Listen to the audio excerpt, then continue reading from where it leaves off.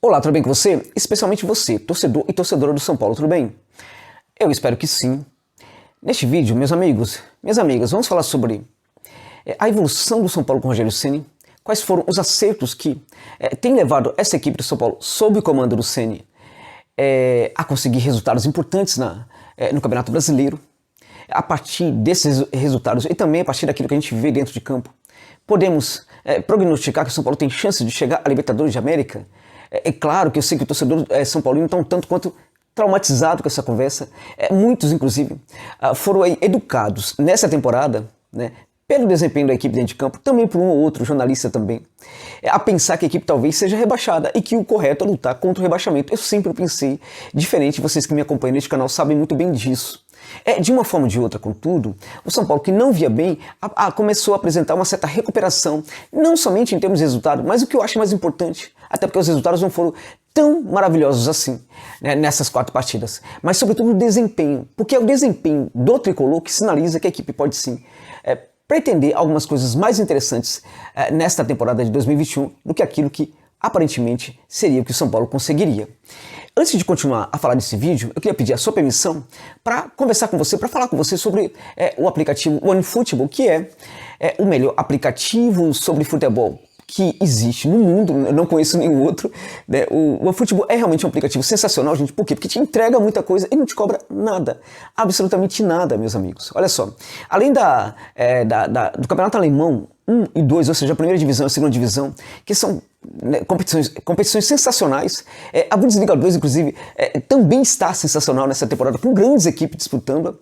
Além disso, o OneFootball te dá agora mais 11 campeonatos europeus. Pensa isso, para e pensa, ó.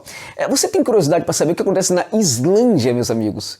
Pois é, o OneFootball te dá o campeonato da Islândia, campeonato do Cazaquistão. Olha que interessante. O campeonato suíço, que é muito disputado. O campeonato polonês, que também é muito disputado.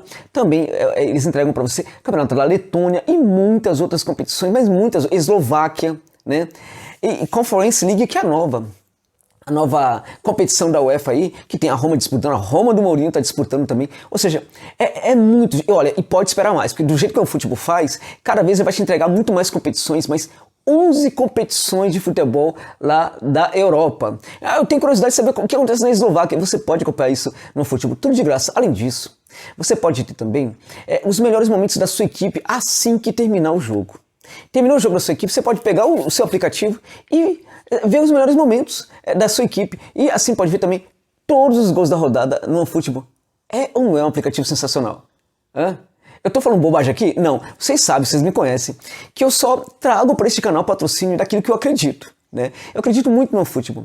Além disso, o OneFootball também me ajuda neste canal, patrocinando o canal, de forma que se você realmente não baixou ainda o aplicativo, eu sugiro a você que use o link que está na descrição aqui deste vídeo, para dar uma força pro canal, mas não é somente por isso, é que eu tenho certeza que você vai se divertir muito com o futebol. E se não bastasse tudo isso, você também tem informações sobre futebol, eu me informo muito no futebol, estatísticas, números, transferência, mercado, tudo que você imaginar, você vai encontrar ali no futebol. Então eu sugiro que você baixe para se divertir e se manter informado, assim como eu tenho me mantido. Tá bom, gente?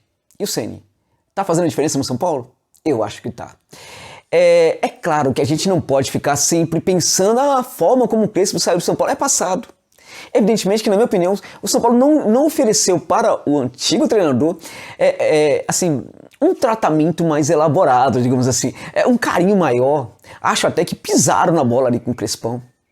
Mas o fato, meus amigos, é que o Ceni está realmente mudando essa equipe do São Paulo. A equipe está conseguindo entender as suas ideias e está conseguindo sim apresentar uma evolução dentro de campo. Quais são as chaves que explicam este desempenho do São Paulo? Porque o Tricolor jogou 4 partidas, né? Teve 2 vitórias, 1 empate e 1 derrota. Né? Então os resultados em si, eles foram mais ou menos, digamos assim, de qualquer maneira, foram 2 vitórias, né? Era o rei do empate de São Paulo, lembra? Só empatava o São Paulo, né? Mas não é somente isso. Há algumas coisas na forma como o São Paulo está jogando, alguns sinais que mostram que essa equipe pode conquistar muito mais coisas nessa temporada. Né? O primeiro sinal positivo que eu vejo nessa equipe do São Paulo do Ceni é a postura. Então, desde o começo da partida, a equipe vai para campo pensando em vencer seus jogos. Ou seja, o São Paulo vai para campo, notadamente quando atua no Morumbi, o São Paulo vai para dentro de campo para se assenhorar do Morumbi. Ou seja, aqui quem manda é o São Paulo. Aqui o adversário não vai mandar, o adversário não vai conseguir se assenhorar aqui dos meus domínios. O São Paulo não permite mais, portanto, que nenhum adversário consiga crescer muito e pense em vencer no Morumbi. Né? No primeiro jogo contra o Ceará, o São Paulo tinha inclusive condições de vencer, jogou mais do que o Vozão, não conseguiu ficar com a vitória, mas também sinalizou já naquele jogo que a postura era muito diferente. Essa postura diferente ela é muito mais protagonista, é uma postura que desde os primeiros minutos o São Paulo busca a vitória, o São Paulo quer vencer desde os primeiros instantes da partida e não se acomoda com isso. Né? Existe uma forma de jogar que é tentar trabalhar, sobretudo ali, à frente da área dos seus adversários, o que a gente chama de último terço do campo, ou terço final. O São Paulo tem essa preocupação de trabalhar naquele setor, mas não é somente isso. Se você analisar com calma, você vai perceber que é um modelo híbrido, que também usa muito bem o contragolpe para chegar perto da área dos seus adversários de forma incisiva. Né? Então, alguns elementos do jogo anterior a gente percebe, mas a gente vê coisas novas também. Eu diria que essa postura de querer vencer não é qualquer coisa. E ela não é tão fácil de ser construída como a gente pensa. Mas o São Paulo não estava com essa postura com o Crespo. É verdade. O São Paulo, inclusive, com o Crespo, estava até, em virtude das dificuldades do antigo treinador, o São Paulo estava ficando uma equipe reativa. Inclusive, que é algo, né, uma equipe reativa é algo que vai contra as ideias de futebol do próprio Crespo. E isso sinalizava o quanto ele estava perdido. Mas por que o Crespo estava fazendo do São Paulo uma equipe reativa e o Ceni está fazendo do São Paulo uma equipe propositiva? Se as ideias do Crespo, inclusive, eram bem ao contrário do que a equipe do São Paulo estava fazendo dentro de campo. Porque claramente o Crespo não contava com os jogadores. Claramente o elenco não estava com o Crespo. Então quando isso acontece, o jogador, para ele se empenhar no modelo de jogo que implica mais exposição, muito mais entrega, um comportamento tático bastante rigoroso, o jogador acaba deixando isso de lado. E claramente houve ali um desprestígio cada vez mais frequente ao trabalho do Crespo exercido pela direção do São Paulo. Né? Então quando a direção do São Paulo, por exemplo, não pune jogadores que foram jantar com o Daniel Alves, né, e que indiretamente criticaram muito a gestão do Crespo, eles acabaram mostrando para os jogadores que o Crespo não era prestigiado. Quando os empresários dos jogadores, o empresário de um jogador falou que o meu jogador só fica se o técnico sair, e ninguém do São Paulo apareceu para dar uma bronca nesse agente do Orihuela, mostrou ali a direção do São Paulo que o Crespo não era prestigiado. Quando o empresário Benítez o fez também, a mesma coisa, ou seja, foram vários momentos em que a gestão do São Paulo mostrou que eles não estavam nem aí pro técnico. E isso começa bem antes, quando eles não buscam os jogadores que eles prometeram para o Crespo que eles entregariam. Pouco a pouco isso vai configurando para o atleta, né? Sobretudo no São Paulo, em que o atleta que em Cotia recebe muita cobrança para que ele funcione, no elenco principal do São Paulo, isso não acontece com frequência. O departamento de futebol do São Paulo está devendo muito, inclusive o seu Muricy. Né? Então quando isso acontece ali no São Paulo, os atletas praticamente eles entendem que eles não precisam ter compromisso, eles não são cobrados por nada e o técnico não tem nenhum prestígio. Se eles se entregarem para o técnico, tá tudo muito bem. Se eles não se entregarem, tá tudo muito bem também, porque não vai acontecer nada com eles. Em último caso, cai o técnico, que foi justamente o que aconteceu. Então quando o Crespo não pode contar com a entrega desses jogadores do ponto de vista físico, mas também para o aspecto tático do jogo, esse jogo perde relevância, esse jogo propositivo perde relevância e a equipe fica reativa. E foi justamente o que aconteceu. Com o Ceni, esses jogadores entenderam o quê? Esse técnico é prestigiado. Eu não posso, por exemplo, dar um de bom aqui na frente dele. O cara é o Rogério Ceni. O cara pode ser o que for. O cara pode ter dito não pro próprio Casares no passado e ter ido pro Flamengo, mas é o Rogério Ceni. Isso é o maior goleiro da história do São Paulo. Eu não posso, por exemplo, querer ser maior que esse cara. Então, por exemplo, o Reinaldo, por exemplo, vai olhar pro Ceni e falar, não dá pra encarar esse cara. Os outros garotos de Cotia também. Então isso já mostra, por exemplo, algo diferente. E como ele chega, e a forma como ele chega, inclusive, já treinando, inclusive no dia que tinha treino marcado, que o Crespo daria, a coisa realmente fica muito diferente. O jogador percebe que eles chegam chegando. Então fica muito complicado para o jogador, sobretudo o jogador que vem de Cotia, questionar esse tipo de coisa. Por quê? Dentre outras coisas, porque lá em Cotia, esses jogadores, eles respeitam o treinador. Porque o treinador do Sub-20 do São Paulo, assim como de outras categorias também lá da base São Paulina, mas pensando no Sub-20, o treinador do Sub-20, ele é prestigiado. E o jogador não consegue contestá-lo. O jogador tem no técnico uma referência. técnica e uma referência também de personalidade. E ele acaba respeitando muito o treinador. Ele não exercia isso com o Crespo. Quando chega o Ceni, ele é obrigado a exercer, sob risco, inclusive, de acabar sendo completamente atropelado pelo processo. Além disso, alguns jogadores que estavam deixados de lado aí pelo Crespo, e não era à toa, o Benítez, por exemplo, ele não se empenhava no treino. É claro que o Crespo não escalava, porque ele não se empenhava. Não estava errado o fato do Crespo não o levar a campo. Assim como outros jogadores também que estavam pouco a pouco sendo deixados de lado. O Rogério Ceni traz todo mundo no primeiro momento. Eu nem sei se eu concordo com isso, eu acho até que não, mas eu acho que ele fez certo. Então ele traz o Pablo, que ele já descartou, ainda bem, ele traz o Éder, que precisa descartar, e rápido, né, porque não joga nada, né, o Igor Vinícius, que é outro que precisa ser descartado imediatamente. O São Paulo tem que fazer o barquinho e falar, o primeiro para colocar na barca vai ter concorrência. Quem? Qual é o primeiro? É o Pablo ou o Igor Vinícius? Porque os dois realmente tão de brincadeira, né? Enfim, mas até mesmo esse tipo de coisa é uma segunda chance para o atleta, faz com que o atleta tenha um entendimento do que é o técnico novo, e aí fala, eu não posso contestar esse cara nesse momento. É provável até que o Ceni pouco a pouco comece a descartar alguns desses jogadores, mas no primeiro momento a ideia dele de tentar aproveitar todos também pode ter sido muito importante para ele ganhar o elenco do São Paulo. Então a dedicação dos jogadores acaba sendo um elemento chave para que essa postura protagonista seja exercida em campo pelo time do Rogério Ceni. Então justamente a ausência dessa vontade, dessa disposição dos jogadores de se empenhar tática e fisicamente para o jogo do Crespo, foi o que levou o jogo a ficar muito reativo. Foi um dos motivos, evidentemente, né? Mas é justamente o contrário disso que faz com que essa postura acaba sendo muito propositiva dentro de campo com o Rogério Ceni. Então a gente percebe que esse tipo de coisa é um dado muito importante para o jogo do São Paulo. Nessa última partida dentro de casa, o São Paulo simplesmente conseguiu contra o Inter fazer o gol imediatamente e aí não precisou ir a campo na busca desse gol de qualquer maneira. Então teve muito mais tranquilidade para tentar pautar o seu jogo propositivo, ofensivo, mas controlando muito mais mentalmente. Então o São Paulo ia mais na boa e aí não sofreu tanto, sobretudo no primeiro tempo, porque no segundo tempo acaba sofrendo um pouquinho, mas isso foi produto de algo que o São Paulo do Ceni precisa ajustar, que é essa incapacidade de matar o jogo. Né? Então, uma outra coisa que a gente percebe na qualidade, que é uma outra chave, por exemplo, desse São Paulo do Ceni, a potencialização do Sara e do Hugo Gomes. Né? Então, o Benítez definitivamente ele vai para o banco de reservas e os garotos Sara e Gomes passam a ser os meio-campistas. E o Sara fez uma partida ontem que é daquelas partidas, meus amigos, que alguém da Europa vem olhar o São Paulo jogando e ver o Sara jogando daquele jeito, faz uma proposta de 20 milhões pelo cara. O que ele jogou contra ele foi uma brincadeira, gente. O Sara jogou demais, mas foi tudo aquilo que ele fazia lá na base em Cotia.